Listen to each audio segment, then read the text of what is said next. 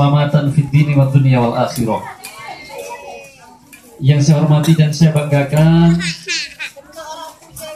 Bapak Wali Kota Kampung Dalam. Ya kan? Ya, Pak RW kita yang sungguh sangat luar biasa, tadi semangat menyampaikan kata sambutannya di hadapan kita semuanya.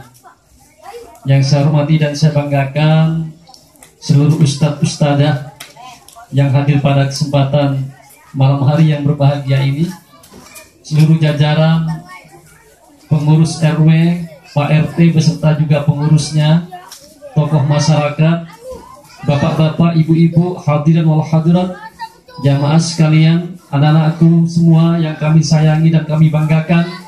Insya Allah kita semuanya dirahmati oleh Allah Subhanahu wa Ta'ala. Alhamdulillah, mari senantiasa kita memanjatkan rasa puji dan syukur kita yang setinggi-tingginya kehadirat Allah Subhanahu wa Ta'ala.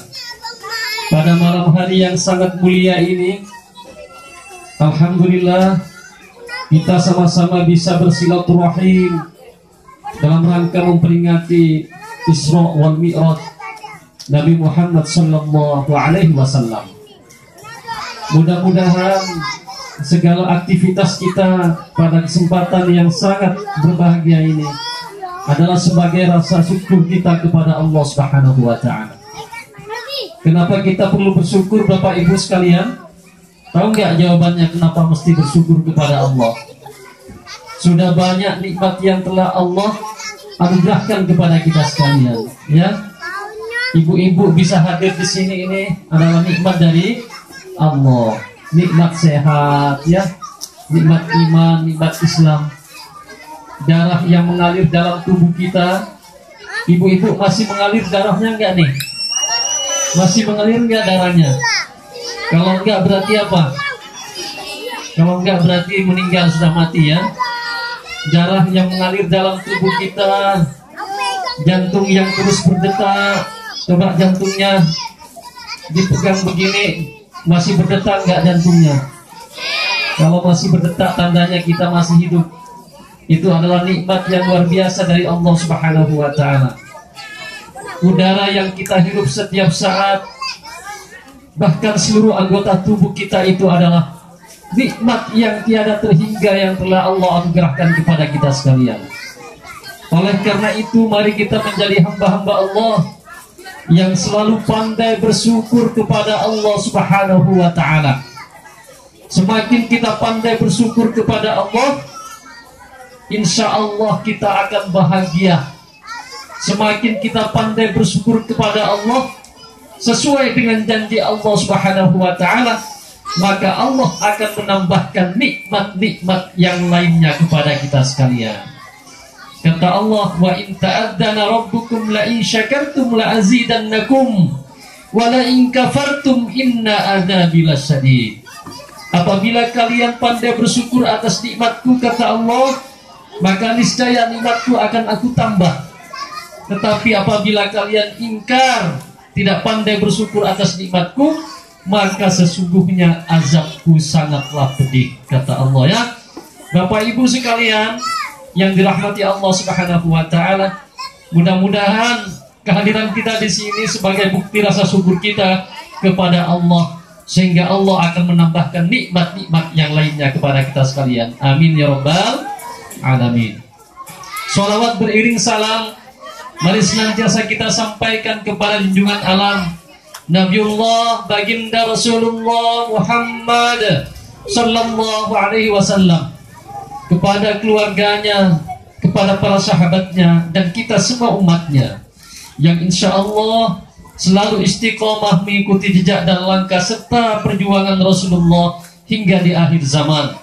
Mudah-mudahan kita sekalian kelak diakui Rasulullah sebagai umatnya, dan kelak kita mendapatkan syafaat Rasulullah di yaumil akhir, yang kita yakini syafaat Rasulullah itu mampu mengantarkan kita menjadi penghuni surganya Allah Subhanahu wa Ta'ala. Insya Allah semuanya di sini ahli surga. Insya Allah ahli surga. Insya Allah ahli surga. Oleh karena itu, kalau kita ingin mendapatkan syafaat Rasulullah, maka harus memperbanyak bersolawat kepada Rasulullah.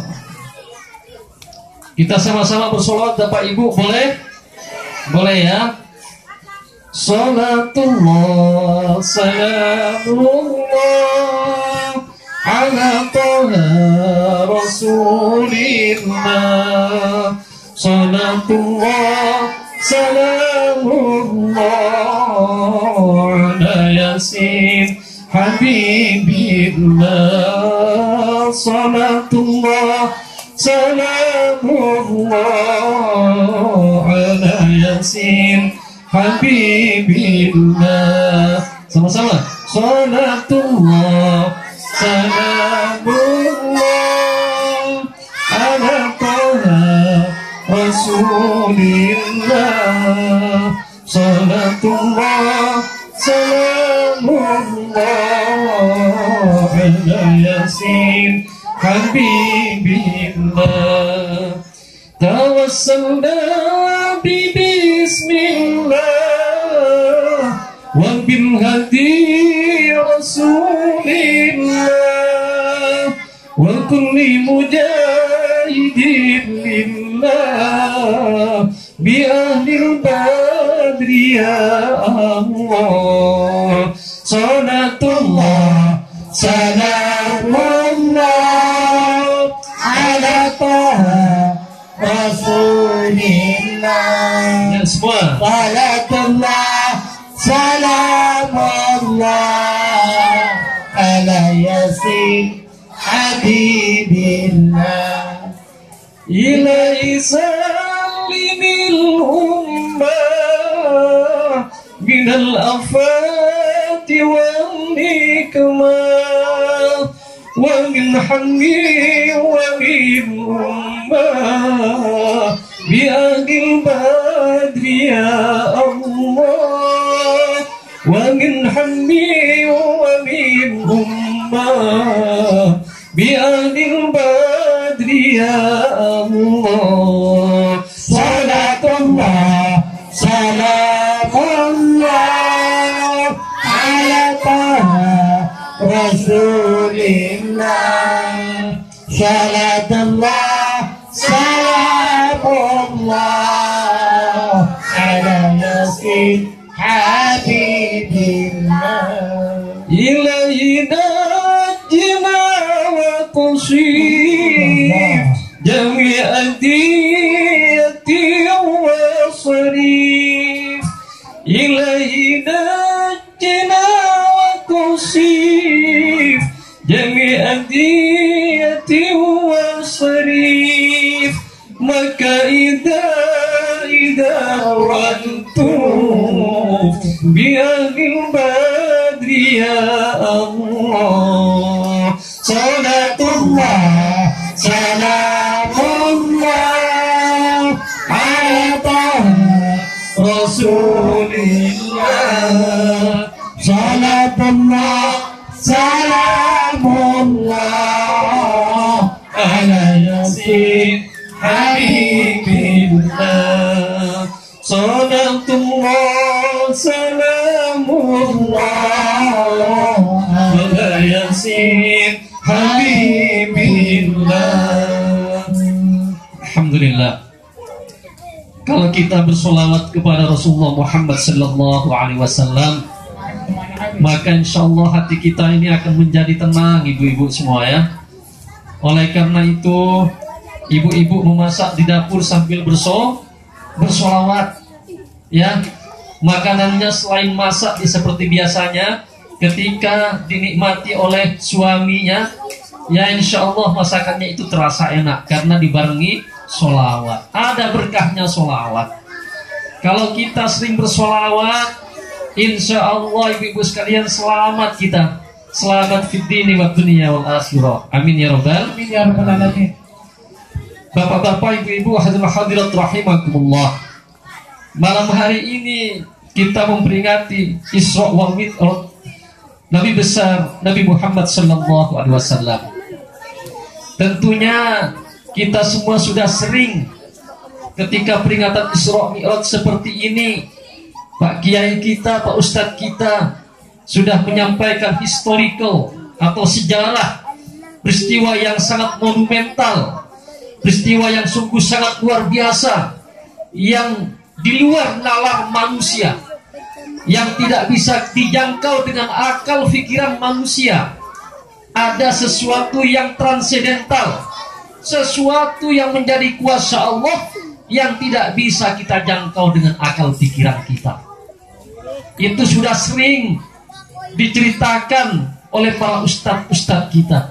Maka pada kesempatan kali ini saya tidak bercerita lagi tentang histori Isra Mi'raj itu, tetapi mengambil dua pelajaran dari Isra wal Mi'raj Rasulullah Muhammad sallallahu alaihi wasallam.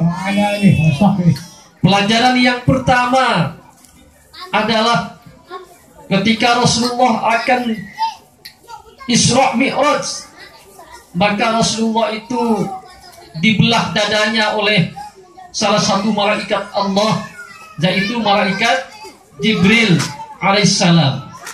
Dibelah dadanya. Kenapa kok dadanya dibelah itu? Dadanya dibersihkan, hatinya yang dibersihkan. Kenapa kok hatinya dibersihkan?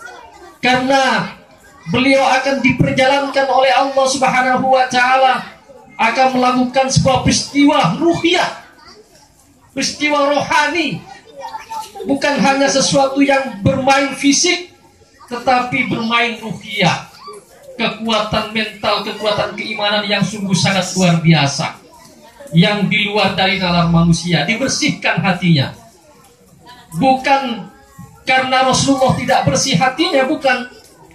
Rasulullah itu adalah seorang yang maksum, yang memang sudah terjaga dari dosa, hatinya sudah bersih. Tetapi ketika akan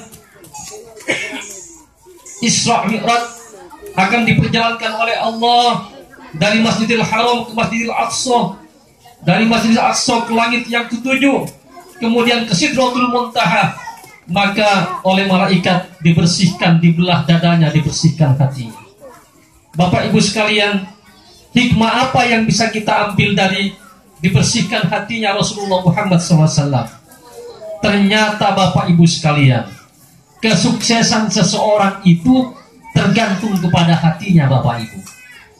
Hati ini adalah penentu dari segala aktivitas kita. Hati inilah yang menuntun kita kemana arah aktivitas yang akan kita lakukan itu. Kalau hati bersih, insya Allah pikirannya tenang. Kalau hati bersih, insya Allah juga apa yang dikerjakan akan menjadi sukses. Tapi kalau hatinya kotor Bapak Ibu, maka tidak pernah kita akan menjadi orang-orang yang sukses Bapak Ibu sekalian. Ya, maka itu Rasulullah mengatakan, sesungguhnya dalam diri manusia itu ada segumpal daging. Ketika daging itu baik, maka baiklah manusia itu. Tetapi ketika daging itu tidak baik, busuk, maka tidak baiklah manusia itu. Artinya apa? Tergantung kepada hatinya Bapak Ibu sekalian. Bapak Ibu sakit hati, sakit lahir karena hatinya tidak bersih. Orang sekarang banyak yang stroke karena hatinya tidak bersih. Kadang penyakit itu datangnya dari diri kita, bukan datang dari orang lain. Kadang-kadang ya, walaupun juga ada yang datang dari orang lain. Tapi kalau diri kita saja sudah bermasalah, hatinya kotor, maka pikirannya menjadi kotor juga. Segala sesuatu karena hati dan pikiran yang kotor, itulah yang akan menyakiti diri kita Bapak Ibu sekalian. Maka hati ini harus dibersihkan Bapak Ibu. Insya Allah kalau hatinya sukses, hatinya bersih, maka kita semuanya akan sukses Bapak Ibu sekalian. Kalau hatinya bersih, dadanya akan lapang, akan luas dia. Tidak ada dendam, tidak ada iri hati, tidak ada riak. Yang ada hanyalah sebuah keikhlasan Bapak Ibu. Kalau hatinya kotor, yang ada dendam, iri hati, riak. Tetangganya punya motor baru, ya kan? Kemudian dia yang sakit ya. Nah, Kalau hatinya bersih, tetangganya punya motor baru, ikut bahagia dia. Siapa tahu suatu saat bisa ditumpangin juga motornya yang baru itu. Begitu betul? Tapi kalau hatinya kotor, sudah mulai nih pikirannya yang macam-macam. Jangan-jangan katanya duitnya beli motor, tak dapat dari mana itu katanya duitnya itu. Ini kalau hatinya tidak bersih. Maka dicontohkan oleh Allah, walaupun Rasulullah sudah bersih hatinya, maksum, dia dijaga oleh Allah. Ketika ingin melakukan perjalanan ruhiyah, Allah bersihkan hatinya melalui malaikat Allah, malaikat Jibril alaihissalam. Oleh karena itu ibu-ibu, kalau kita ingin dekat dengan Allah Subhanahu wa taala, bersihkan hati kita. Bersihkan hati kita. Bagaimana caranya agar bersih hatinya? Yang pertama adalah dengan cara dzikrullah. Dengan cara apa? Mengingat Allah. Adkuruni adkurukum waskuruli wala takfurun. Kata Allah, ingatlah kamu sekalian kepadaku, adkurukum, maka aku akan mengingatmu, kata Allah. Ya. Nah, apa zikir yang paling baik, yang paling utama? Ala bidzikrillahi tatmainnul qulub. Apa zikir yang paling utama? Afdal dzikri fa'lam annahu la ilaha illallah. Ya, sama-sama kita bersenandung dulu biar ini semangat semua Bapak Ibu sekalian. Hasbi Rabbi. Bisa? Ibu-ibu bisa? Bapak-bapak bisa? Biasanya ibu-ibu ini ngalahkan bapak-bapak kalau untuk sholawat begini ya. Nah, tapi di sini tidak semuanya bisa, insya Allah. Hasbi Rabbi Jallallah ma fi qalbi Ghairullah Nur Muhammad Sallallahu La ilaha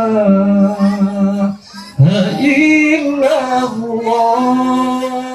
Ayo bareng-bareng. Hasbi Rabbi Jallallah ma fi qalbi Ghairullah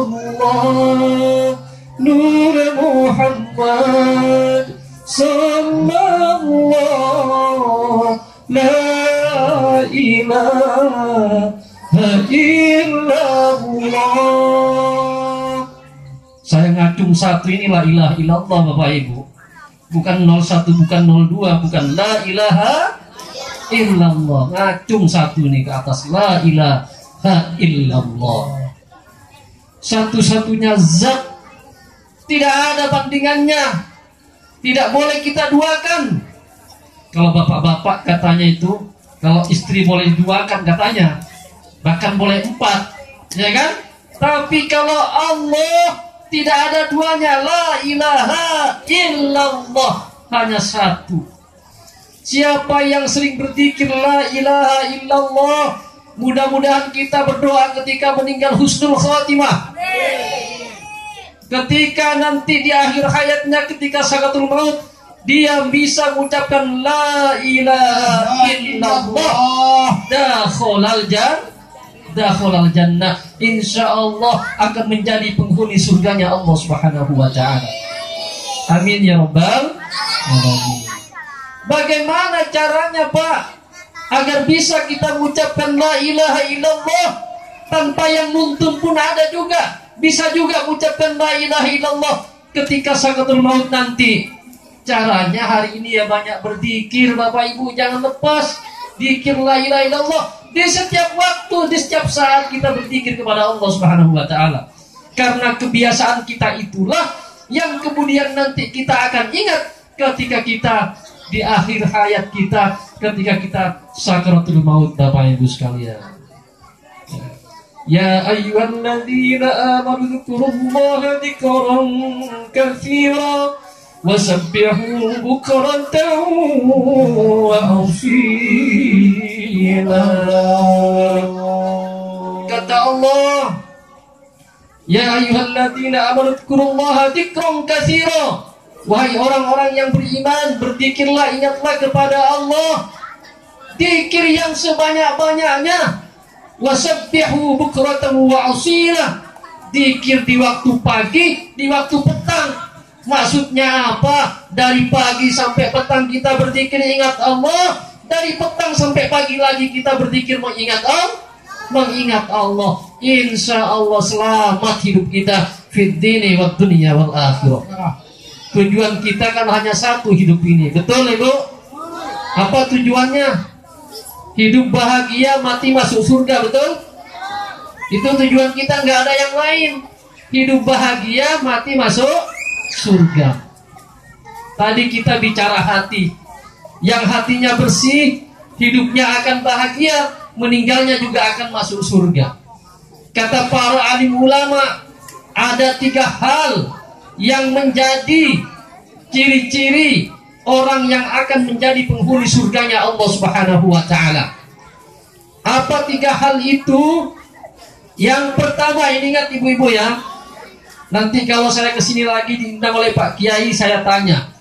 Kemudian kalau ada yang bisa jawab, saya kasih hadiah nanti tadi. Sekarang dengarkan dulu. Kata para alim ulama, ciri-ciri ahli surga, calon penghuni surga itu ada 3. Yang pertama adalah wajahun marihun. Wajahnya selalu tersenyum. Kalau bapak-bapak di sini selalu tersenyum nggak wajahnya? Ibu-ibu senyum nggak? Senyum. Kalau wajahnya senyum terus, insya Allah itu ciri-ciri calon penghuni surganya Allah. Kenapa demikian? Karena orang yang senyum itu adalah bukti orang yang bersyukur kepada Allah. Orang yang selalu merengut itu buktinya orang yang tidak pandai bersyukur kepada Allah Subhanahu wa ta'ala. Betul? Betul. Ibu-ibu coba lihat samping kanan kirinya, ada yang sering merengut enggak? Banyak ya? Nah, ini ya kan? Nah, itu tandanya kurang bersyukur. Orang yang bersyukur akan selalu tersenyum dia. Ketemu dengan sahabatnya, ketemu dengan tetangganya, ketemu dengan keluarganya, ketemu dengan suaminya, ketemu istrinya, ucapkan salam sambil tersenyum. Asal jangan senyum di sembarang tempat, itu yang bahaya. Nggak ada orang jalan-jalan senyum juga, itu bahaya. Ya, tapi kalau ada orang ucapkan salam sambil tersenyum, insya Allah senyum itu adalah sodako. Insya Allah menjadi bagian ibadah kita kepada Allah Subhanahu wa ta'ala. Kemudian kenapa kok dengan senyum akan bahagia dunia? Iya bahagia.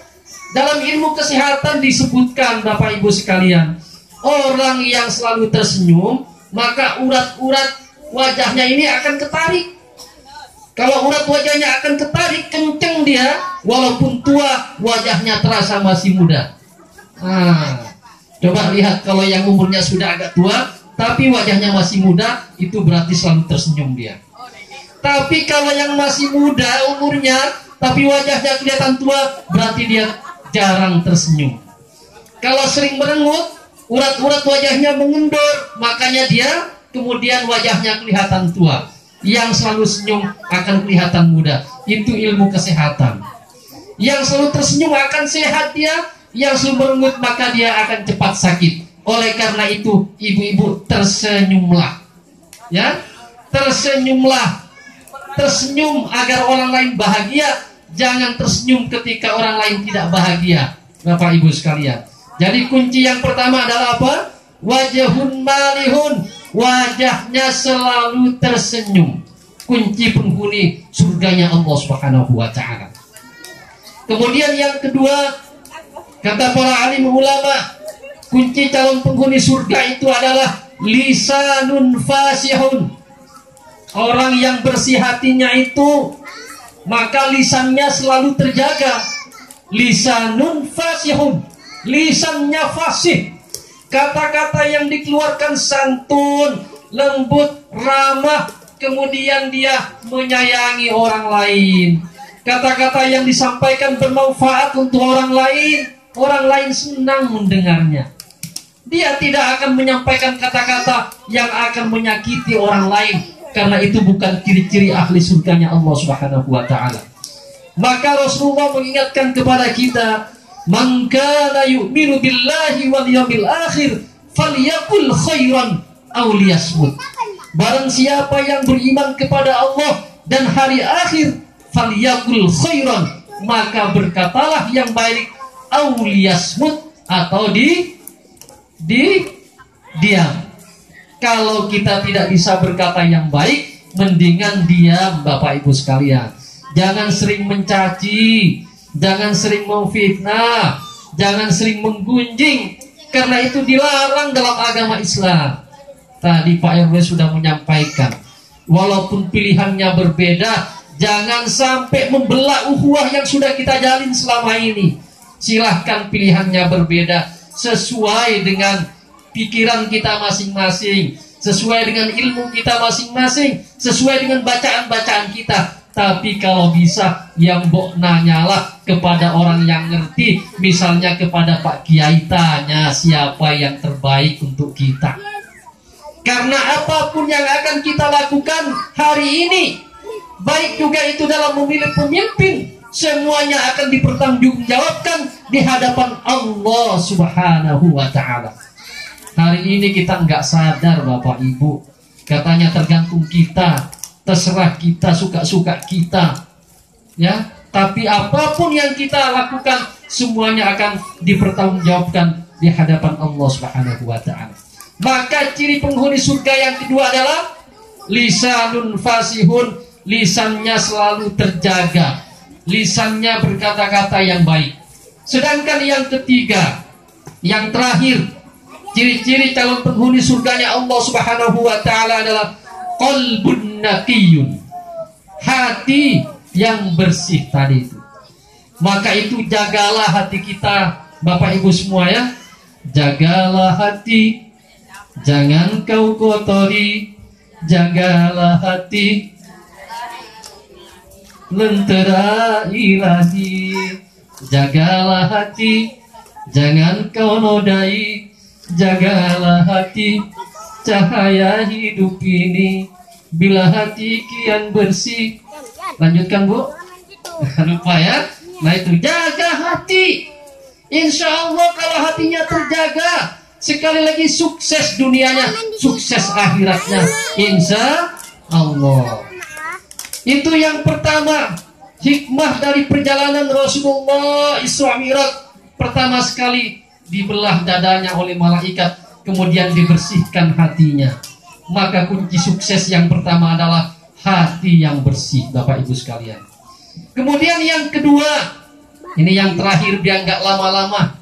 Yang kedua, hikmah dari peringatan Isra Mi'raj Nabi Muhammad SAW adalah ada oleh-oleh, ya, oleh-oleh Rasulullah Muhammad SAW ketika turun kembali ke bumi. Oleh-olehnya apa, Ibu? Perintah apa?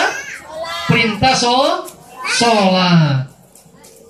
Orang yang sholatnya rajin juga akan sukses, Bapak Ibu. Yang rajin sholatnya akan sukses. Innas sholata tanha 'anil fahsya'i wal munkar. Sesungguhnya sholat itu mencegah dari perbuatan yang keji dan mungkar. Kalau sholatnya bagus, sholatnya khusyuk, maka akan tercegah kita dari perbuatan yang keji dan mungkar. Dalam surah Al-Mu'minun, Allah menegaskan, qad aflahal mu'minun. Sungguh sukses, sungguh beruntung orang-orang mukmin itu, kata Allah. Orang-orang mukmin yang mana yang akan beruntung? Alladzina hum fi salatihim khashi'un. Yang pertama adalah orang mukmin yang khusyuk di dalam sholatnya. Itu yang akan sukses, yang akan beruntung dalam pandangan Allah Subhanahu wa ta'ala. Kenapa kok bisa demikian?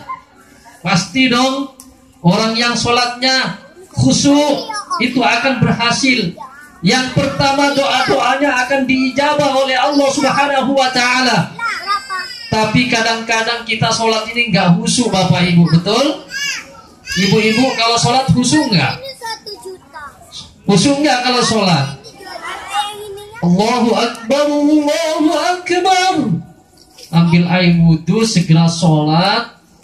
Baru tadi menjemur pakaian, tiba-tiba dapat 1 rakaat, turun hujan, ya kan? Udah mulai mikir ibu-ibu gimana jemuran tadi katanya ya. Padahal ketika itu dalam waktu sholat. Kita ketika sholat sudah menyatakan inni wajjahtu wajhiya lilladzi fataras samawati wal ardh. Sesungguhnya aku hadapkan wajahku ini kepadamu ya Allah, pencipta langit dan bumi. Itu artinya kita menghadapkan wajah kita kepada Allah. Bukan hanya fisik wajahnya, tetapi hatinya juga dihadapkan kepada Allah. Membayangkan kita bahwa ada Allah menyaksikan kita ketika kita sholat, sedang disaksikan oleh Allah Subhanahu wa ta'ala. Kalau itu yang terjadi, maka tidak ada pikiran yang bermacam-macam dalam diri kita. Hanya satu zat yang kita pikir, yaitu Allah Subhanahu wa ta'ala.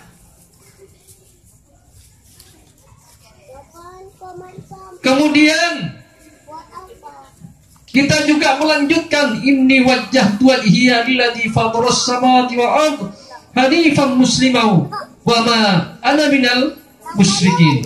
Inna sholati wa nusuki wa mahyaya wa mamati lillahi rabbil alamin. Inna sholati, sesungguhnya sholatku. Inna sholati wa nusuki, ibadahku. Wa mahyaya, hidupku. Wa mamati, dan matiku. Lillahi rabbil alamin, hanya untuk Allah sekalian pencipta alam. Hidup mati, ibadah kita, sholat kita hanya untuk Allah. Itu yang kita baca dalam doa iftitah kita. Tapi kita baca sekedar membaca, tidak tahu artinya kadang-kadang, maka kita tidak khusyuk ketika kita sholat menghadap Allah Subhanahu wa ta'ala. Tapi kalau kita paham artinya, inna sholati wa nusuki wa mahyaya wa mamati lillahi rabbil alamin, kita membaca, kita hayati artinya, insya Allah kita akan khusyuk ketika kita sholat. Tidak terpikir yang lain-lainnya, kecuali hanya berpikir Allah, zat pencipta, sang khalik yang menciptakan kita semua ini, yang membawa rizki untuk kita semua ini. Kalau itu yang kita lakukan Bapak Ibu, tidak perlu khawatir hidup di dunia ini. Coba Bapak Ibu dulu yang masih di kampung, ini semuanya orang kampung semua nggak datang ke Batam? Kampung semua kan? Dulu masih di kampung Bapak Ibu, kalau di lingkungan pesantren, mungkin Bapak Ibu tahu bagaimana Pak Kiai yang berada di pesantren itu, pengasuh pesantren, ngajar ngaji saja, tapi hidupnya ya makmur juga, betul? Banyak yang seperti itu. Karena memang dunianya sudah diserahkan kepada Allah Subhanahu wa ta'ala. Tidak terlalu repot seperti kita ngejar dunia, tapi akhiratnya tidak pernah dipikir. Ya sengsara terus hidup kita ini. Di pesantren para kiai pengasuh pesantren tidak ada yang repot hidupnya. Padahal ya hanya ngasuh pesantren begitu saja, ngajar ngaji dan sebagainya. Tapi hidupnya dipasrahkan kepada Allah Subhanahu wa ta'ala. Seberapa sih dunia ini mau dikejar Bapak Ibu sekalian? Orang kaya mati, orang miskin mati, raja-raja mati, rakyat biasa mati, semua akan menghadap ilahi. Dunia yang dicari tak ada yang berarti. Betul? Betul nggak? Bagus nggak suara Pak Ustadznya? Bagus ya, alhamdulillah. Ya, tidak ada artinya. Yang kaya mati, yang miskin mati, raja-raja mati, rakyat biasa juga akan mati. Fa idza jaa ajaluhum la yastakhiruna sa'atan wa la yastaqdimun. Allah. Ketika datang ajal itu, maka tidak ada seorang pun yang bisa mendahulukan dan tidak ada seorang pun yang bisa menunda ajal itu. Ketentuan Allah Subhanahu wa Ta'ala. Jangan sangka yang masih muda masih lama meninggalnya. Jangan sangka juga yang sudah tua akan cepat meninggalnya. Itu rahasia Allah Subhanahu wa Ta'ala. Kalau boleh saya memilih, biarlah saya yang lama, Bapak Ibu yang duluan, atau Bapak Ibu yang duluan, saya yang lebih lama. Bareng-bareng aja nanti. Sama saja ya, sama saja. Kita nggak ada yang tahu. Yang penting perbaiki sholat kita ini, Bapak Ibu sekalian. Ya, perbaiki sholat kita, wudhu kita perbaiki, sholat kita perbaiki. Kalau misalnya bacaannya belum tepat, belajar sama Pak Kiai. Kalau sholatnya juga belum tepat, syarat rukunnya sholat, belajar juga sama Pak Kiai. Hidup kita cuma sebentar saja, akhirat selamanya. Dunia sementara, akhirat selamanya. Betul?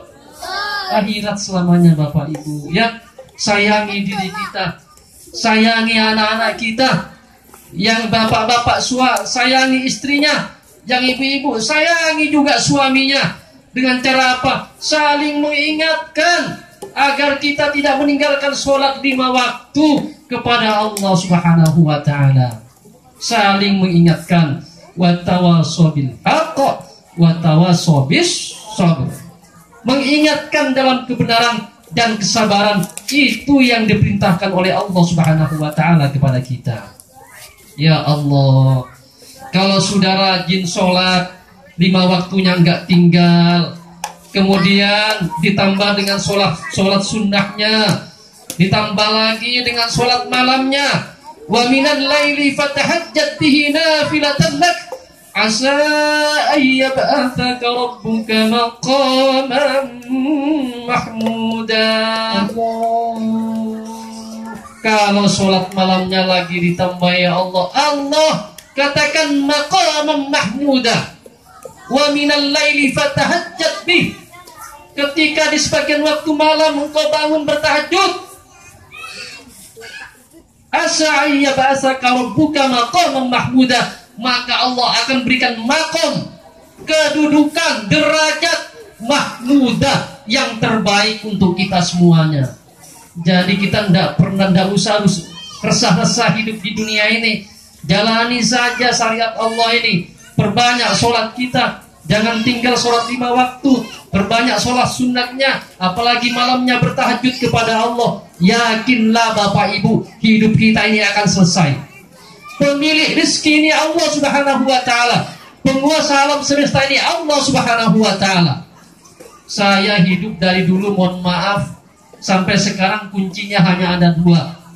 Yang pertama sholawat, yang kedua sholat. Itu aja kuncinya, tidak ada yang lain.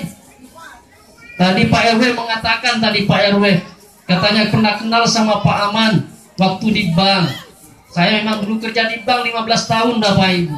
Di Bank Sentral Asia di BCA. Terakhir saya sebagai manajer layanan di BCA. Makanya Pak RW mungkin sering melihat saya mundar-mandir ngawasin di situ. Betul Pak RW ya? Nah itu kuncinya apa? Kuncinya hanya sholawat. Ada nasabah marah nggak bisa diselesaikan, saya yang menyelesaikan. Kuncinya apa? Dari jauh saya sudah baca sholawat menghadapi orang itu. Yang lain tidak bisa tuntaskan, saya bisa tuntaskan. Kata teman-teman, Pak Aman ini punya ilmu kanuragan katanya. Tidak punya. Kuncinya sholawat aja Bapak Ibu sekalian. Insya Allah hatinya takluk itu. Yang kita katakan sama dia, yang kita sampaikan sama dia, dia mau mengerti ucapan-ucapan kita dan apa yang kita sampaikan. Kuncinya sholawat. Kemudian mau sukses, kuncinya sholat. Karena orang yang rajin sholatnya, apalagi tahajud malamnya, itulah ciri-ciri orang yang bertakwa kepada Allah Subhanahu wa Ta'ala. Maka Allah berjanji kepada orang yang bertakwa kepada Allah, wa may yattaqillaha yaj'al lahu makhraja wa yarzuquhu min haitsu la yahtasib. Kata Allah, barang siapa yang bertakwa kepada Allah, yaj'al lahu makhraja. Yang pertama, Allah akan berikan jalan keluar terhadap permasalahan yang dia hadapi. Bapak Ibu percaya nggak dengan janji Allah? Percaya, yakin nggak dengan janji Allah? Jangan percaya saja dengan janji-janji manusia, janji-janji manis musim kampanye, Bapak Ibu. Ya, jangan. Sama Allah harus yakin. Kalau sama manusia, lihat dulu latar belakang dia. Lihat dulu latar belakangnya. Apa aktivitasnya? Bagaimana selama ini kejujurannya?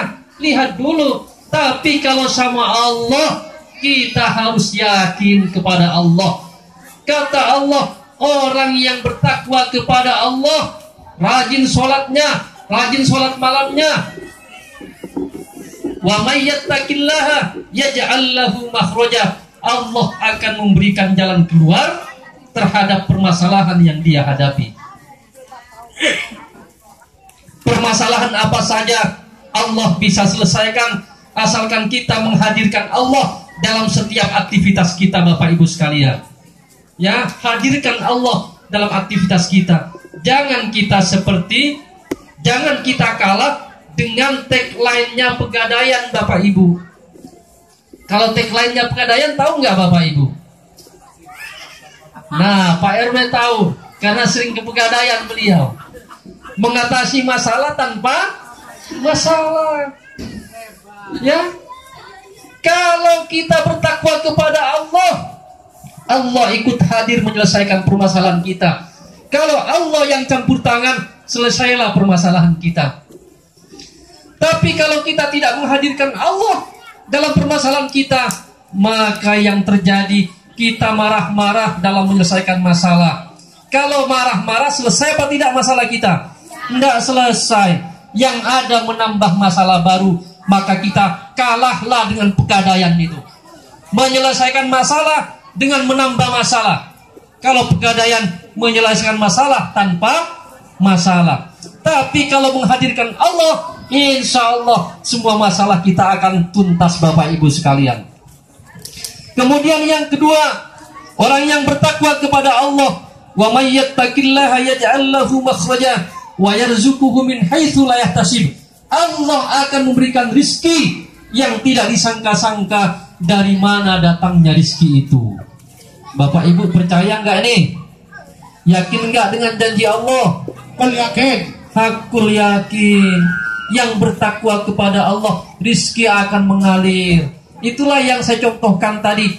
Para kiai di kampung-kampung, di pesantren itu, alhamdulillah hidupnya tentrem, nyaman, damai, makmur.